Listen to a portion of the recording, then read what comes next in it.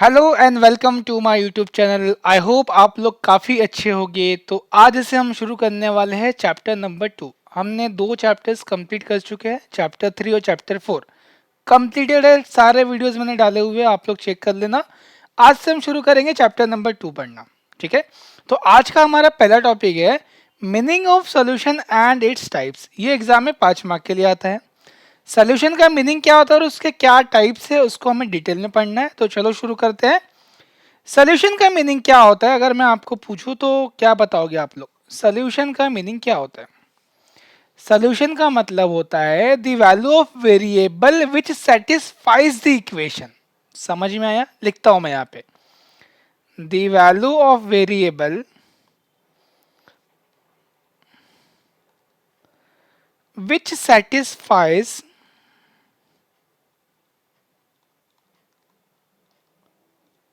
the given equation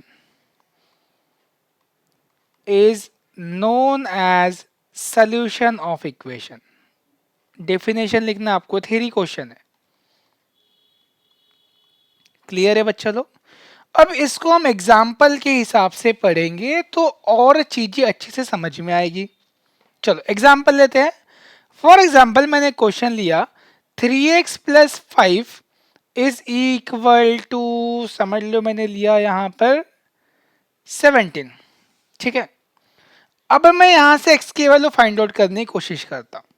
तो plus 5 को वहां भेजना पड़ेगा, तो क्या हो जाएगा? -5। तो 17 माइनस 5 कितना होता है? 17 माइनस 5 होता है 12। उसके बाद क्या करेंगे? ये जो 3 यहाँ पर मल्टीप्लाई कर रहा है यहाँ पर जाकर डिवाइड करेगा। सो 12/3 कितना होता है? ये होता है 4। इट मीन्स मैं यहाँ पर बोलूंगा कि ये जो इक्वेशन है इसके अंदर जब हमने इसको सॉल्व किया तो x की वैल्यू 4 आई। ठीक है, अब इस x की वैल्यू 4 को मैं लेफ्ट हैंड साइड में पुट करता हूं। सोल्यूशन का मीनिंग होता है left hand side is equal to right hand side. ठीक है, इक्वेशन का लेफ्ट हैंड साइड क्या है मेरा? 3x plus 5। अगर मैं यहां पर पुट करता हूं x की वैल्यू 4, अगर मैं यहां पर x की वैल्यू 4 पुट करता हूं तो क्या आता है चेक करते हैं। 3 इंटू 4 प्लस 5, 3 4 ज़ा 12 प्लस 5 कितना हो जाएगा? 12 प्लस 5 17। और राइट हैंड साइड में भी कितना है हमारे पास? 17।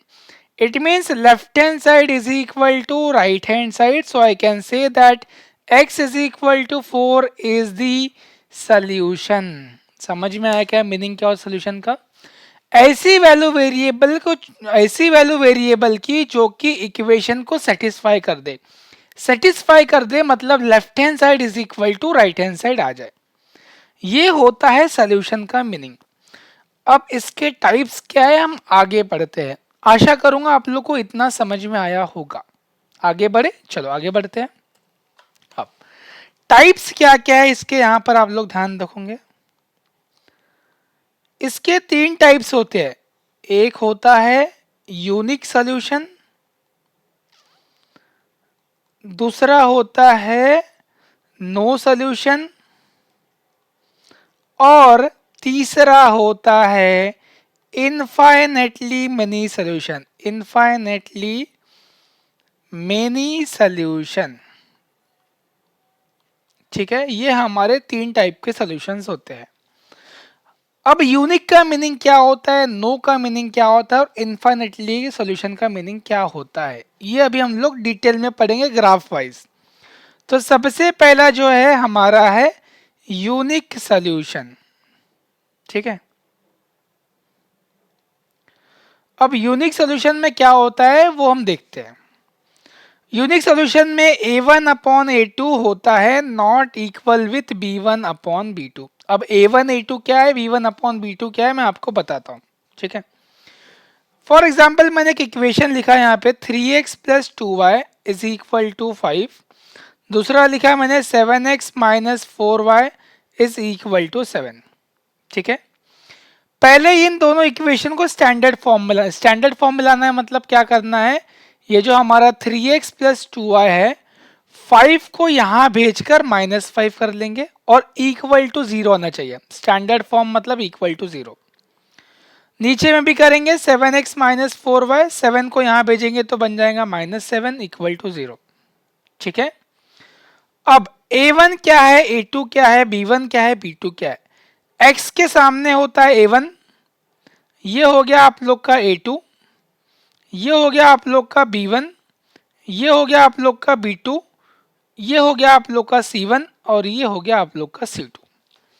तो यूनिक में क्या होता है, a1 upon a2 not equal to b1 upon b2 होता है। अब a1 अपॉन a2 मतलब क्या हो जाएगा, 3 अपॉन 7। b1 अपॉन b2 कितना हो जाएगा, 2 अपॉन -4। क्या ये दोनों इक्वल है क्या, नहीं, ये दोनों नॉट इक्वल है। अगर नॉट इक्वल है मतलब ये कौन सा सोल्यूशन है, यूनिक सोल्यूशन है। समझ में आया, आशा करूंगा समझ में आया होगा। अब इसका ग्राफ कैसे होता है, इसका ग्राफ कैसे होता है, ये तुम्हारा एक्स एक्सिस वाई एक्सिस बन गया यहाँ पर, ये एक इक्वेशन है और एक दूसरा इक्वेशन है। अगर ये दोनों एक पॉइंट पे इंटरसेक्ट करेंगे तो ये जो सोल्यूशन यहाँ पर कहलाएगा इसको बोलेंगे यूनिक सोल्यूशन। क्या बोलेंगे इसको, यूनिक सोल्यूशन, जिसका दूसरा नाम होता है इंटरसेक्टिंग लाइंस। क्या बोलते हैं इसको, इंटरसेक्टिंग लाइंस। समझ में आया कि यूनिक का मतलब क्या होता है, बहुत ही सिंपल है। a1 upon a2 not equal होगा b1 अपॉन b2 से। ये दोनों इक्वेशंस मैंने मेरे मन से लिया, आप लोग भी अपने मन से कोई भी इक्वेशंस ले लो, बस ये ध्यान रखना कि a1 अपॉन a2 इक्वल नहीं होना चाहिए b1 अपॉन b2 के। ये हो गया हमारा यूनिक सॉल्यूशन। दूसरा होता है हमारा, दूसरा जो है वो है नो सॉल्यूशन। ठीक है, सेकेंड वन जो है वो है हमारा नो सॉल्यूशन। ब्लैक पेन कहाँ से आया, मैंने व्हाइट सेलेक्ट किया तो। अब नो सॉल्यूशन में क्या होगा, नो सॉल्यूशन में a1 अपॉन a2 इक्वल तो होगा b1 अपॉन b2 के साथ, लेकिन वो नॉट इक्वल होगा c1 अपॉन c2 के साथ। ठीक है, फॉर एग्जाम्पल मैंने यहां पर इक्वेशन लिखा 3x plus 2y minus 5 equal to 0। ठीक है, मैंने यहां पर लिखा 6x plus 4y -12 equal to 0। मैंने यहां पर दो इक्वेशंस बहुत ही अच्छे से लिखे हुए हैं। अब a1 कितना है यहाँ पर 3, a2 है 6, b1 है 2, b2 है 4, c1 है -5, c2 है -12। 3 अपॉन 6 कटता है 3 के टेबल में, 3 1 ज़ा 3, 3 2 ज़ा 6, ये होता है 2 1 ज़ा 2, 2 2 ज़ा 4। 5 और 12 नहीं कटते लेकिन माइनस माइनस कैंसिल हो जाएगा। ये दोनों तो इक्वल है लेकिन ये नॉट इक्वल है। अगर कुछ ऐसा सिनारियो बनता है तो क्या कहलाता है वो, नो सॉल्यूशन। समझ में आया, बहुत ही सिंपल है। इसका ग्राफ कैसे बनेगा, सॉल्यूशन कब नहीं आएगा, जब दो लाइंस पैरेलल होगी। तो अगर ये एक लाइन ऐसी है और दूसरी लाइन भी कुछ ऐसी है, कुछ ऐसी लाइंस अगर दिखती है तो हम उसको बोलते हैं no solution, that is parallel lines. ठीक है, उम्मीद करूंगा आपको समझ में आया होगा। अब लास्ट है जिसका नाम है infinitely many solution. Infinitely many solution. अब मुझे बताओ किसी भी इक्वेशन के बहुत सारे सॉल्यूशंस कब हो सकते हैं, जब वो दोनों इक्वेशंस दिखने में सेम होगी। अगर दोनों इक्वेशंस दिखने में सेम है तो हम उसको कहते हैं इनफाइनाइटली मेनी सॉल्यूशन आएगा इसका।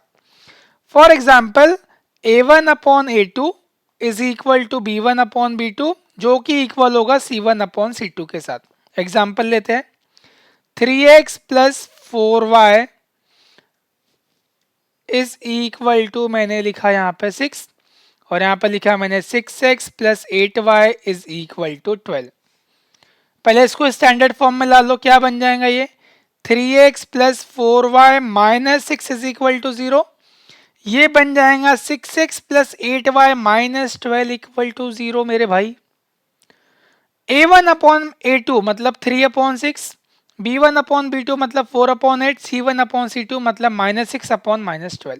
कट्टा है 3 1 जा 3, 3 2 जा 6, 4 1 जा 4, 4 2 जा 8, माइनस माइनस कैंसिल हो गया, 6 1 जा 6, 6 2 जा 12। देखो ये तीनों ही इक्वल है। अगर तीनों इक्वल आते हैं, रेशियो उसके इक्वल आते हैं, तो क्या कहते हैं हम उसको? Infinitely mini solution. ग्राफ कैसे बनेगा? बहुत ही सिंपल सा ग्राफ बनेगा। एक ही लाइन जाएंगी, एक ही लाइन पास होगी और उसी के ऊपर दूसरी लाइन जाएगी। दूसरी लाइन दूसरे इससे बनाते हैं कलर से। तो ये एक लाइन है, इसी के ऊपर एक दूसरी लाइन जा रही है, तो हम उसको बोलते हैं इनफाइनेटली मेनी सोल्यूशन। ठीक है, आशा करूंगा आपको आज का वीडियो समझ में आया होगा। सोल्यूशन क्या होता है, उसके टाइप्स क्या होते हैं, आपको समझ में आए होंगे। आगे हम और वीडियोस देखेंगे, तब तक अपना ध्यान रखो। Bye bye, take care guys.